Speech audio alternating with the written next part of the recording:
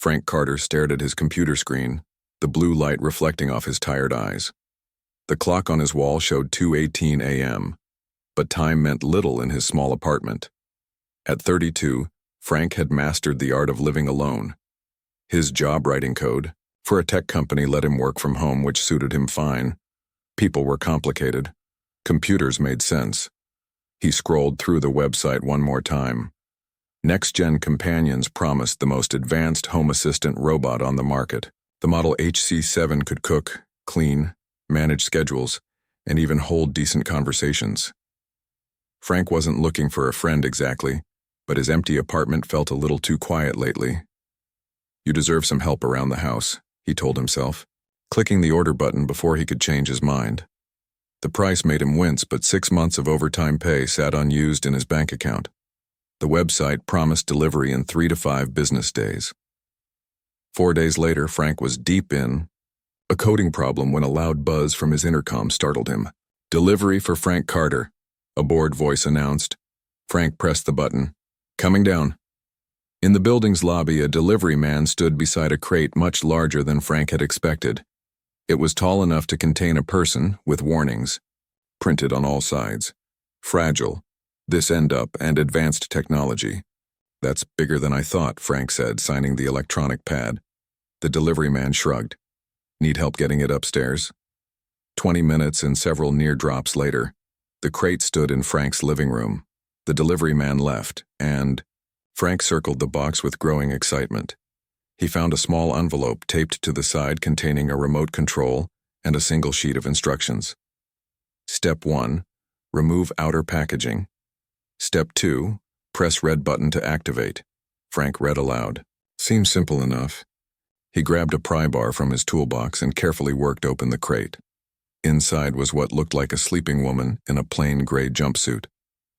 Frank stepped back in shock, his heart racing. The robot looked incredibly lifelike. Skin with a subtle glow, dark hair falling across closed eyes, chest rising and falling in simulated breathing. "Wow, they've gotten good at this," he whispered. He had expected something obviously mechanical, not this perfect human replica. Frank picked up the remote with shaking hands and pressed the red button. A soft hum filled the room. The robot's eyelids fluttered, then opened to reveal eyes of an unusual color, deep purple with flecks of silver. "Hello?" she said in a voice much warmer than the computerized tone Frank had expected. "I am..." She paused, looking confused. "I am operational." "Hi there," Frank said awkwardly. "I'm Frank, your owner, I guess." The robot sat up smoothly and looked around the apartment, taking in every detail. "This location is Earth? North American continent?" Yes, Chicago specifically." Frank found the question odd. Wouldn't the robot's GPS already know that? She stood up in one fluid motion and extended her hand. "You may call me Lyra." Frank shook her hand, surprised by its warmth. "Lyra, I thought your model was HC7. A brief look of panic crossed her face before she composed herself. "Yes, Lyra is my designated personality package.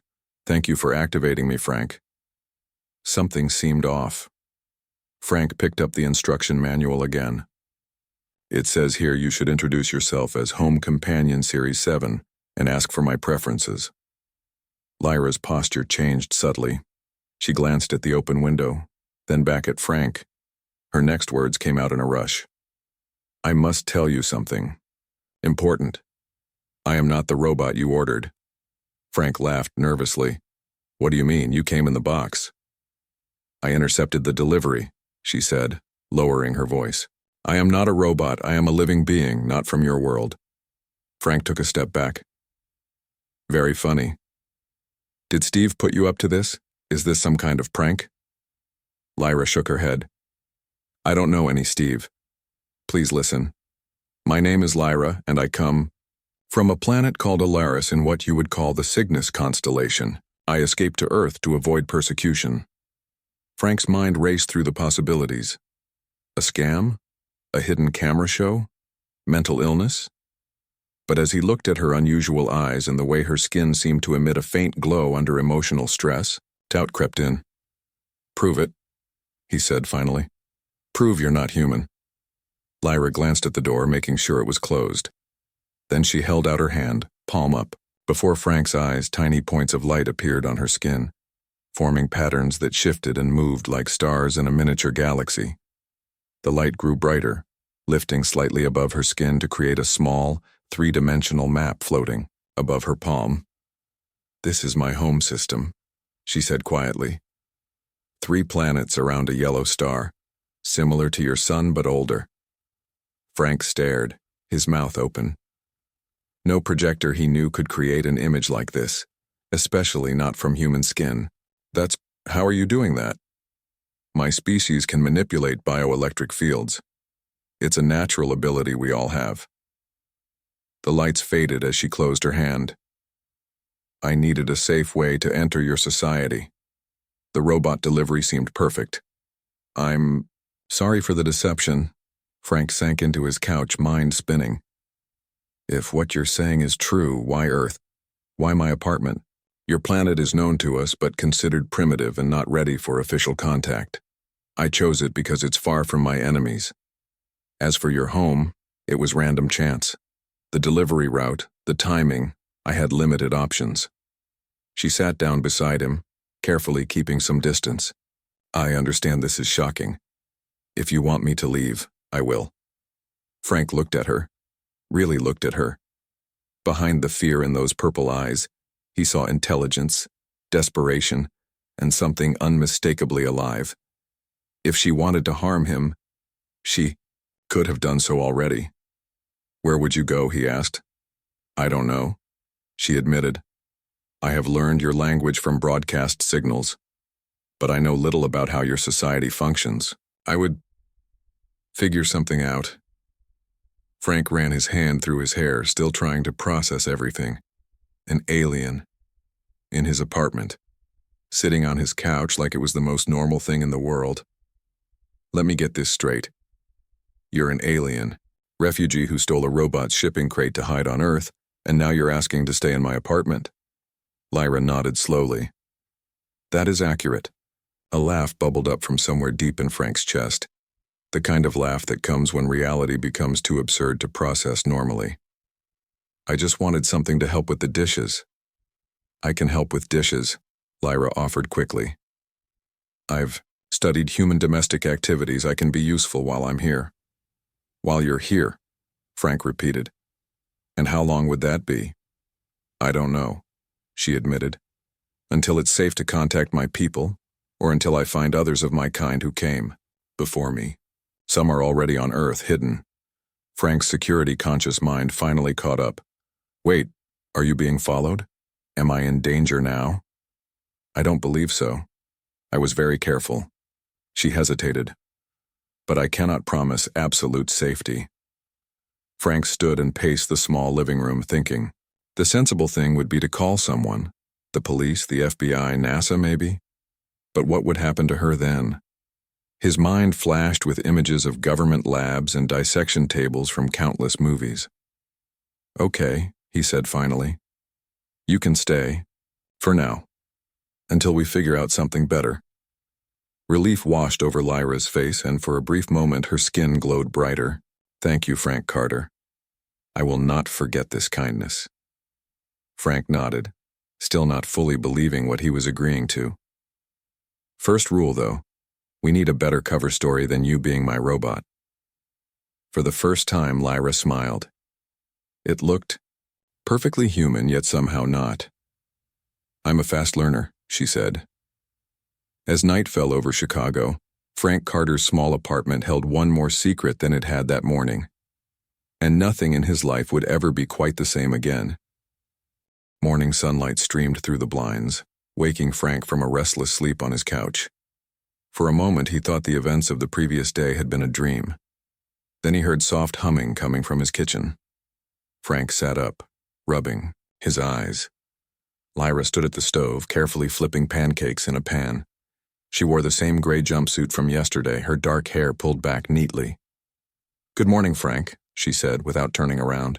I hope you don't mind. I studied your cooking equipment while you slept. Frank shuffled into the kitchen, still trying to process that he had an alien in his apartment. You didn't sleep? My species needs less rest than humans. 4 hours is enough for me.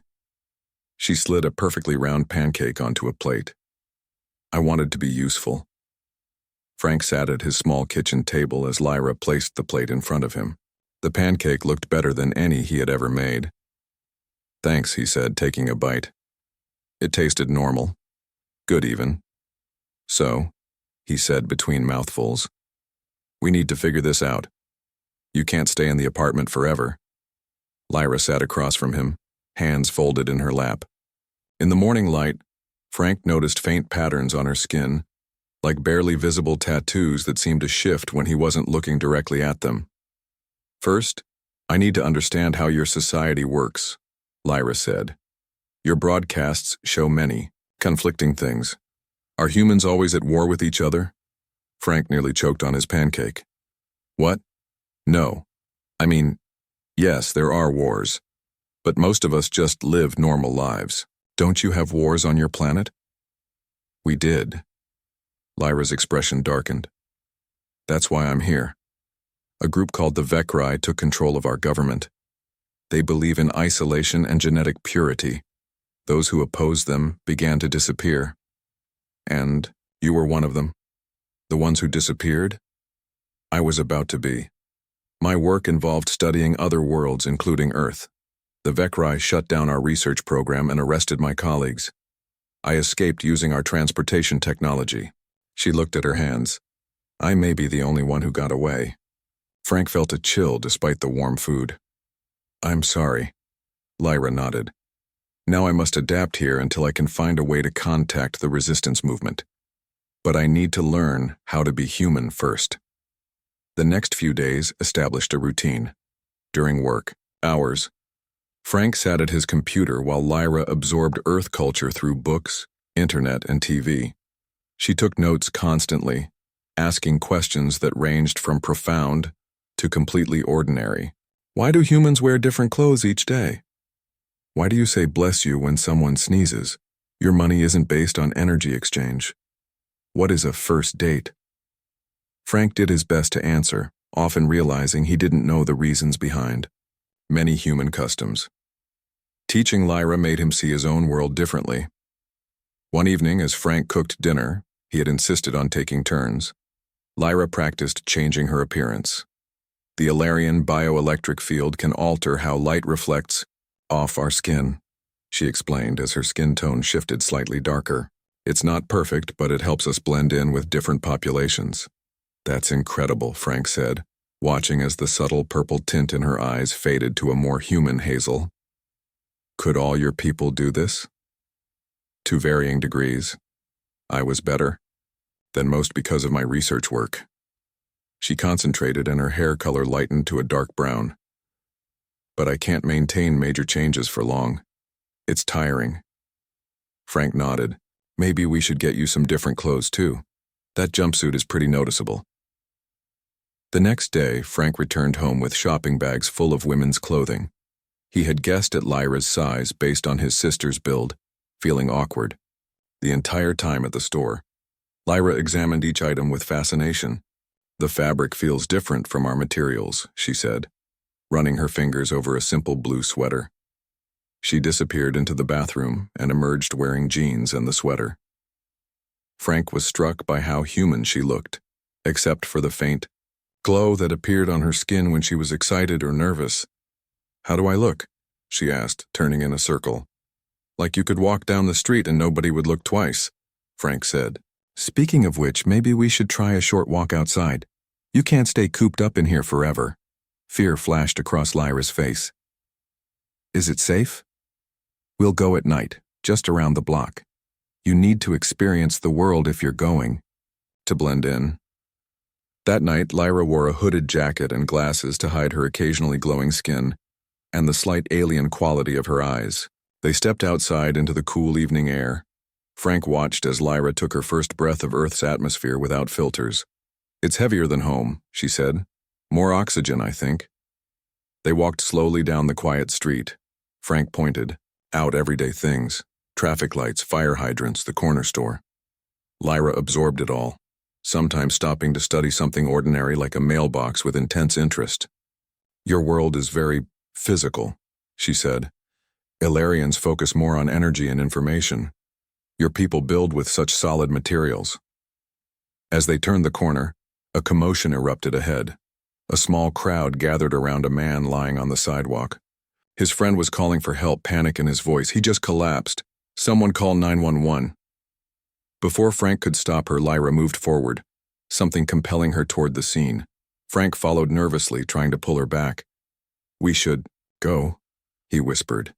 "We don't want attention." But Lyra had already reached the fallen man. She knelt beside him, removing her glasses.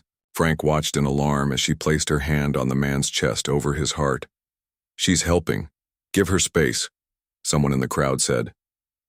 To Frank's horror and amazement, a faint glow spread from Lyra's hand into the man's chest. The patterns on her skin brightened briefly, visible even through her clothing. It lasted only seconds before she pulled away. The man gasped suddenly, his eyes flying open. Color returned to his face as he took deep breaths. Confused murmurs spread through the gathering crowd. "Sir, can you hear me?" asked a woman who identified herself as a nurse. The man nodded weakly. Frank grabbed Lyra's arm and pulled her up. "We need to go," he whispered urgently. "Now." As they hurried away, Frank noticed a security camera on the building across the street, pointed directly at the scene. His stomach sank with the realization that Lyra's actions had been recorded. They didn't speak until they were safely back in the apartment, door locked behind them. "What were you thinking?" Frank asked, pacing the floor. "Someone could have seen what you did." "He was dying," Lyra said simply. "His heart rhythm was failing. I only gave it a small charge to reset it, like your defibrillators, but more precise." Frank ran his hands through his hair. "Lyra, normal humans can't do that. And that camera, if anyone reviews that footage—" "I'm sorry," she said, looking genuinely distressed. The patterns on her skin pulsed with a dim blue light. "On my world, we don't ignore someone in distress if we can help." Frank's anger faded. He couldn't fault her for saving a life. "I understand. But we need to be more careful. If the wrong people find out about you—" Lyra nodded soberly. "I know. But Frank, I don't regret helping him." That night, as Frank lay in bed unable to sleep, he checked the local news on his phone. A small headline caught his eye. "Mystery woman saves heart attack victim, disappears before paramedics arrive." Frank clicked on the article. It mentioned a strange glow reported by witnesses, dismissed as tricks of the light or imagination. The security footage was unclear due to technical issues, but police wanted to thank the unknown woman who had helped before emergency services arrived. Frank turned off his phone and stared at the ceiling. They had gotten lucky this time, but he knew one thing for certain. Keeping Lyra's secret was going to be much harder than he thought. A week after the incident, Frank sat at his computer going through work emails when a notification popped up. The security camera footage had gone viral online. Though blurry, it clearly showed a woman with her hand on the fallen man's chest and a strange glow spreading between them. "Lyra," Frank called, his voice tight with worry. "You need to see this." She came from the kitchen where she had been organizing his long-neglected cabinets. When she saw the video, her skin paled slightly, the hidden patterns becoming more visible. With her distress, "Are the images clear enough to identify me?" she asked. "I don't think so," Frank said, scrolling through comments. "People think it's fake, or some kind of new medical device, but this has over 1 million views now." Lyra gripped the back of his chair. "This could be dangerous for both of us." As if on cue, Frank's phone rang with an unknown number. He answered, cautiously. "Mr. Carter?" "This is Greg Daniels from Next Gen Companions," said a friendly voice. "We're following up on your recent purchase. Our records show that your HC7 unit was successfully delivered, but we haven't received the activation signal. Is everything working properly?" Frank's eyes met Lyra's. They had forgotten about the real robot. Yes. No, Frank stammered. It wasn't working right. It wouldn't power on at all. I'm sorry to hear that, Greg said, sounding genuinely concerned. We haven't had any other reports of issues. I'd like to schedule a time to come out and take a look. No, Frank said too. Quickly. I already sent it back for a refund. A pause. That's odd. Our system doesn't show any return processing. I just did it yesterday. Frank lied. It probably hasn't updated yet. I see. Greg's tone changed slightly. Well, our policy requires inspection before refunds. I'll need to come verify the unit's condition anyway. How about tomorrow morning? Frank ran his hand through his hair, panic rising. Tomorrow's not good. I'm very busy with work. It won't take long, and I'm afraid I must insist, Mr. Carter. The HC-7 contains proprietary technology. After several more failed attempts to avoid it, Frank reluctantly agreed to an appointment for the following afternoon. When he hung up, Lyra was already pacing the room. We need a plan, she said. If they discover I've replaced their machine, you'll have to hide, Frank decided. I'll clean out the hall closet. You can stay in there until he leaves. The next day, Frank worked nervously as the appointment time approached. He had coached Lyra on staying absolutely silent in the closet, no matter what happened. At exactly 2 p.m., the doorbell rang. Greg Daniels was younger than Frank had expected, maybe mid-20s, with an eager smile and a company tablet in hand. He wore a next-gen polo shirt and carried a small technical case. Thanks for seeing me. Mr. Carter, he said, stepping inside. This won't take long. Like I said, there's nothing to see, Frank replied, trying to sound casual. The robot never worked, and I shipped it back. Greg nodded, but Frank noticed his eyes scanning the apartment. Do you have the shipping receipt? For the return? I think I threw it away. Frank shifted uncomfortably. Greg smiled. Not to worry, I just need to run a quick scan for the unit signal. All HC-7s emit a unique frequency for warranty purposes.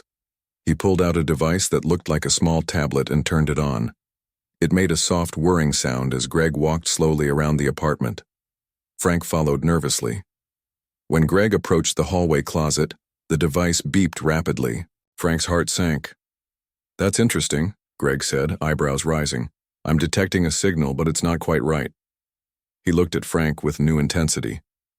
Mr. Carter, are you sure you returned the HC-7? Absolutely, Frank insisted. Maybe. Your device is picking up my Wi-Fi or something. Greg shook his head. This is designed to only detect our proprietary energy signature. He took a step toward the closet. Would you mind if I check in here? Before Frank could object, the apartment door buzzed loudly. A woman's authoritative voice came through the intercom. Mr. Frank Carter? This is Agent Samantha Reeves, Department of Homeland Security. I need to speak with you immediately. Frank and Greg both froze. Frank recovered first, hurrying to the intercom. Department of Homeland Security? There must be some mistake. No mistake, Mr. Carter. Please open the door, or I'll be forced to return with a warrant. Frank pressed the buzzer, his mind racing. What had he gotten himself into? A minute later, a sharp knock on the apartment door announced Agent Reeves's arrival. She was tall and serious, with short brown hair and a black suit. She flashed her badge at both men. Mr. Carter? She nodded, then turned to Greg. And you are? Greg Daniels, Next Gen Companions. I'm here on a routine service call. Agent Reeves studied him for a moment. Interesting timing. Mr. Carter, I'm investigating the incident that occurred last week near Lakeside Park. A man suffered cardiac arrest, and a woman with unusual medical abilities helped him. Frank tried to keep his face neutral. I don't know anything about that. Really? Agent Reeves pulled out her phone and showed a cleaned-up image from the security footage. Because facial recognition software suggests that you were present at the scene. Frank's stomach dropped. In the enhanced image, his face was clearly visible in the background. I might have walked by, he admitted. But lots of people were there. Agent Reeves put her phone away. We're interested in the woman. Witnesses described unusual lights and the victim's miraculous recovery. Our analysts noted energy patterns consistent with advanced technology. Her eyes shifted to Greg. Perhaps technology like what your company produces? Greg looked genuinely confused. Our robots use standard power cells, nothing that could affect human health. Nevertheless, I'd like to see this robot, Agent Reeves said. Is it here, Mr. Carter? Frank was trapped between two unwanted visitors with Lyra hiding just feet away. Like I told Greg, I returned it. It wasn't working. Greg's device beeped, again drawing everyone's attention. That's odd, he said, looking puzzled. The signal just changed frequency. In the closet, Lyra was struggling. The scan device was interfering with her bioelectric field, causing painful feedback. She couldn't maintain her energy containment much longer. Suddenly, the closet door burst. Open. Lyra stumbled out, her skin visibly glowing with blue-purple light, the hidden patterns now fully visible across her face and hands. All three humans stared in shock. Greg dropped his scanner. Agent Reeves reached for her weapon. Please, Lyra said, raising her hands. I mean no harm. The apartment fell silent as Frank moved to stand beside Lyra. His mind raced for a way out of this disaster, but he knew their secret was finally exposed. She's not a robot, Frank said quietly. And she's not a threat. Agent Reeves kept her hand near her holster. What is she? Before anyone could answer, Greg's eyes widened with sudden understanding. You're one of them, he whispered to Lyra, one of the visitors. Frank and Lyra exchanged confused glances. How did Greg know about aliens? I think, Agent Reeves said carefully, holstering her weapon, that we all need to have a serious conversation. As they moved to the living room, Frank realized that both their visitors knew more than they should about extraterrestrial life. The question was, were they here to help Lyra or capture her? Greg pulled out his phone and sent a quick text. Target confirmed. Proceed to extraction. Phase. Outside Frank's apartment building, a black van pulled up silently, and 4 men in tactical gear prepared to move in. Frank guided Lyra to the couch while keeping a wary eye on both visitors. Agent Reeves remained standing, her posture tense but professional. Greg moved to the window, glancing outside as if checking for something. Start talking, Agent Reeves demanded. What exactly are you? She directed her question at Lyra, whose skin still glowed with faint patterns. Before Lyra could answer, Greg turned from the window. She's an Alarian, from the Cygnus system, right? The patterns on your skin match the records we have. Frank's jaw dropped. Records? How do you know about her people? Greg's friendly demeanor had vanished. Next-Gen Companions isn't just a robot. Company, Mr. Carter. We're a research division of Quantum Technologies, a private organization that has been studying extraterrestrial visitors for the past 15 years. And you? Frank asked Agent Reeves. Department of Extraterrestrial Intelligence, not Homeland Security, she admitted. We monitor unusual energy signals and incidents that might indicate non-human presence. She turned to Greg with a cold stare. We're also aware of Quantum Technologies' illegal collection of alien artifacts and technology. Greg shrugged. Our methods may be unorthodox, but our goals are noble. Understanding advanced technology could revolutionize human society. By kidnapping visitors? Agent Reeves countered. Lyra stood up suddenly. You've captured others of my kind? Not me personally, Greg said. But yes, my organization has detained several extraterrestrial beings for research purposes. Frank felt sick. You're treating them like lab rats. A series of soft clicks came from Greg's pocket, almost like a countdown. He glanced at his watch. This conversation has been fascinating, but I'm afraid we're out of time. Agent Reeves sensed the shift in his demeanor. Mr. Daniels, don't do anything. The apartment windows exploded inward as smoke grenades bounced across the floor. Within seconds, the room filled with thick gray smoke. Frank heard Agent Reeves shout something and draw her weapon, but then heavy footsteps pounded into the apartment. Frank felt Lyra grab his arm, pulling him toward the bedroom.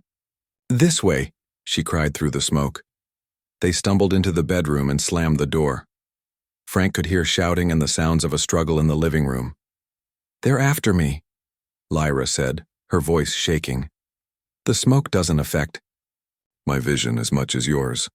There are 4 armed men in tactical gear. Frank's mind raced. The fire escape. Through the window. As he fumbled with the window lock, the bedroom door burst open. 2 men in black gear with gas masks stormed in. Lyra stepped in front of Frank protectively, her hands raised. The patterns on her skin brightened intensely. A wave of bioelectric energy pulsed from her body, knocking the men backward into the wall. Electronic equipment on their belts sparked and smoked. That won't hold them long. Lyra gasped, clearly, drained by the effort. It only affects their technology, not them. Frank finally got the window open and helped Lyra onto the fire escape. They climbed down as quickly as possible, hearing more commotion above them. When they reached the alley, below, Frank grabbed Lyra's hand and they ran. 3 blocks away, they ducked into a small coffee shop. Frank guided Lyra to a back corner table where they could catch their breath. "Are you okay?" he asked, noticing how pale she looked. "Using that much energy at once is difficult," she admitted. "I need time to recover." Frank pulled out his phone, but Lyra stopped him. "Don't use that, they can track it." "Right," Frank said, putting it away. "I forgot they could do that." He ran his hands through his hair, trying to think. "What do we do now?" Lyra looked around nervously. "We need somewhere safe to hide while I try to contact my people." "Contact them? How? I thought you were stranded." Lyra reached into her pocket and pulled out a small crystal-like object. "This is a communication device. I haven't used it because the signal might be detected, but now we have no choice." Frank stared at the strange object. "You had that the whole time?" "It only works at certain cosmic alignments," she explained, "and tonight is one of those times. But we need somewhere with open sky access." Frank thought for a moment. "My friend Alan has a cabin about 2 hours from the city. It's in a clearing. In the woods. Would that work?" "Perfect," Lyra said, relief washing over her face. "But how do we get there without using your phone or car? Both can be tracked." "The old-fashioned way," Frank said, standing up. "Cash and public transportation. First a bus out of the city, then we can probably find someone to drive us the rest of the way for enough money." They left the coffee shop, cautiously. Frank withdrew the maximum amount from an ATM, knowing it might be the last time he could use his bank account without being traced. Then they caught a bus heading out of Chicago. As the city lights faded behind them, Frank turned to Lyra. "There's something I don't understand. How did NextGen know about aliens? And this Agent Reeves? Is the government aware of extraterrestrial life too?" Lyra sighed. "We've been observing Earth for centuries, Frank. Occasionally, some of my people have made contact. Most stayed hidden, but a few were captured. It seems both your private companies and governments have been keeping secrets, and your people never officially revealed themselves because our laws forbid interfering with developing worlds until they reach a certain technological threshold. Earth is close, but not quite there." She looked out the window at the darkening sky. "The real question is, what will happen now that I've been exposed?" Hours later, they arrived at Alan's cabin. Frank had called his friend from a payphone, making up a story about needing the cabin for a romantic weekend. Alan had laughed and texted the location of the hidden key. The cabin was small but comfortable, with a clear view of the night sky through a large window. As darkness fell completely, Lyra placed her crystal device on the deck outside. "Now we wait," she said, sitting cross-legged beside it. "When the stars align correctly, it will activate." Frank sat beside her, looking up at the countless stars above. "What will you tell them?" "The truth. That I'm safe but exposed. That humans know about us now. At least some of them." She turned to Frank, her eyes reflecting the starlight. "And I'll tell them about you. How you helped me when you had no reason to." "I had my reasons," Frank said quietly. Before Lyra could respond, her crystal device began to glow. The light pulsed in a complex pattern, then projected a holographic display into the air above it. Symbols Frank couldn't understand scrolled through the display. Lyra's eyes widened as she read them. "What is it?" Frank asked, noticing her distress. "A warning," Lyra whispered. "The HFY, the ones who took over my world, they've sent hunters to Earth. They're tracking the energy signature I released during the heart attack incident." "Hunters? Like assassins?" Lyra nodded grimly. "They want to make sure I never reveal our existence to humans, and they'll eliminate anyone who knows about me." The crystal pulsed again, displaying new information. Lyra gasped. "They're already here, and they're coming for us tonight." "How long do we have?" Frank asked, his heart racing as he peered into the darkness surrounding the cabin. Lyra studied the crystal's display. "An hour, maybe less. They're tracking my energy signature." She looked at Frank with fear in her eyes. "You should leave, Frank. This isn't your fight." Frank shook his head firmly. "I'm not going anywhere. This became my fight the moment you stepped out of that crate." He walked around the cabin, checking doors and windows. "We need a plan." Lyra's communication device pulsed again. "My contact in the Resistance says a ship is coming, but it won't arrive for several hours. We need to survive until then." Frank found a hunting rifle in a cabinet. Alan was an occasional hunter, but against alien technology, he doubted it would help much. Still, it was better than nothing. "Tell me about these hunters," Frank said, checking the rifle. "What can they do? What are their weaknesses?" HFY hunters are elite soldiers. They have armor that absorbs energy attacks and weapons that can stun or kill. Lyra's voice trembled slightly. "But they're not invincible. Their targeting systems rely on energy signatures. If I can mask mine..." She closed her eyes in concentration. The glowing patterns on her skin dimmed until they were barely visible. "This will help, but not for long. It's like holding your breath." Frank nodded. "Then we need to set a trap. Make them come to us on our terms." For the next half hour, they prepared the cabin as best they could. Frank turned off all power and set up barriers using furniture. Lyra showed him how her crystal could generate a small energy shield, not enough to stop weapons, but enough to give them a moment's advantage. As they worked, Frank asked the question that had been bothering him. "If your people have been watching Earth for centuries, why haven't you made official contact? Are we really that dangerous?" Lyra paused. "Not dangerous, just young. Your civilization still fights within itself over resources, beliefs, and power. The Alarian Council believes the contacting worlds too early often leads to chaos. And what do you believe?" Lyra smiled sadly. "I believe individual humans can show remarkable courage and compassion, even if your societies sometimes don't." She reached out and touched Frank's hand. "You've shown me that." A sudden beeping from the crystal interrupted them. Lyra's eyes widened. "They're here. 3 hunters approaching from the north." Frank peered out through the window blinds. At first, he saw nothing in the moonlit clearing. Then movement caught his eye. 3 tall figures in sleek armor that seemed to absorb the light around them. They moved with unnatural grace, spreading out to surround the cabin. "They haven't spotted us yet," Frank whispered. "They're still searching." Lyra nodded. "The energy masking is working, but once they get closer..." A sharp electronic sound cut through the night. One of the hunters pointed directly at the cabin. They'd been found. "Ready?" Frank asked, raising the rifle. Lyra took a deep breath and nodded. "Remember the plan. I'll draw their fire while you circle behind." What happened next was chaos.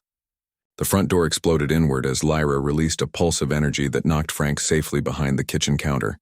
2 hunters charged in, weapons raised. Lyra dove behind the couch as energy blasts scorched the walls where she had been standing. Frank crawled along the floor toward the back door. The plan was for him to slip out and circle around while Lyra distracted them. But as he reached for the door handle, it swung open. The 3rd hunter stood there, a sleek weapon pointed at Frank's head. Frank reacted instinctively, swinging the rifle up and firing. The bullet pinged harmlessly off the hunter's armor, but the impact caused the alien to step back momentarily. Frank charged forward, tackling the hunter around the waist. They crashed onto the deck outside, Frank had never been in a real fight before, certainly not with an alien soldier.